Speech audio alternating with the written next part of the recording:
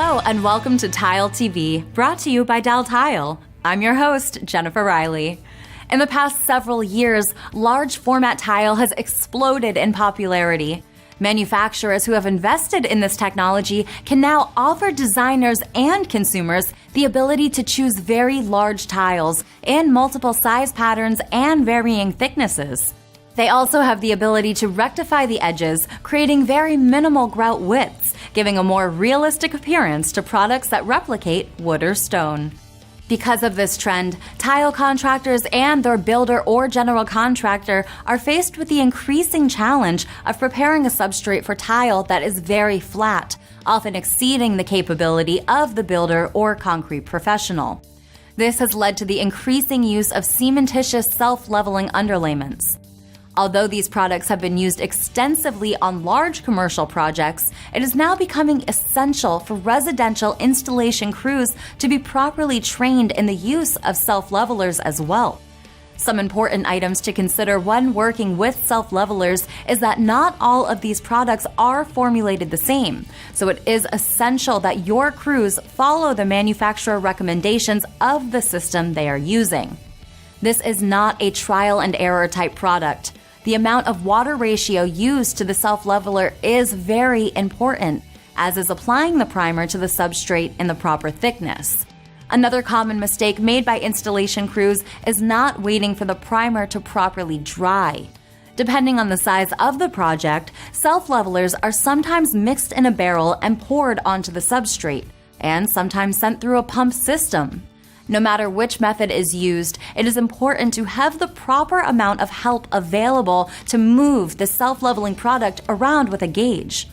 If there are cracks or openings in the floor, these must be dammed up to prevent the material from flowing to other levels. It is also important to check with the builder or general contractor to make sure the structure can handle the weight of the self-leveler and the tile and installation materials. In some instances, the use of new lightweight self-levelers could be submitted as an option to consider. With these new products on the market, the NTCA recommends that installers be trained in the use of self-levelers, as well as learning to patch and level high and low spots with cement. They also should learn how to apply a mud bed, especially for floor tile installations. Mud bed applications are important when pitch is needed to drains, and when floors are designed to be recessed to allow for the required thickness. If installers learn both of these techniques, they will be equipped to handle almost any floor tile installation requirement. Please stay tuned after this for Mapei.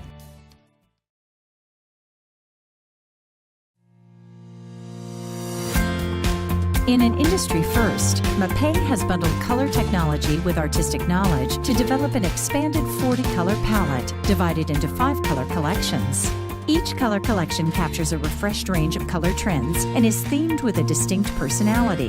What hue perfectly expresses your style? Let Mapei's expanded color palette ignite your imagination with design possibilities. Learn more by visiting www.mapei.com. Welcome back. This past week, members of the National Tile Contractors Association received the newly updated and formatted reference manual in the mail.